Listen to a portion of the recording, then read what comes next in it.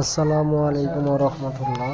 সম্মানিত ভিউয়ার্স, আপনারা দেখতে পাচ্ছেন রুমের ভিতরকার একটি লতার কাজ চলছে। কাজটি এমনিতে অনেক অসাধারণ লাগে দেখতে। আপনারা যারা এইসব কাজ করাতে চান অবশ্যই আমাদের স্ক্রিনে দেওয়া নম্বরে যোগাযোগ করতে পারেন। আমরা সারা বাংলাদেশে গিয়ে কাজগুলো করে থাকি। বিশেষ করে বারান্দার পায়া, তারপর বেলকনি, নাকবারিন্দা সহ সকল ধরনের ডিজাইন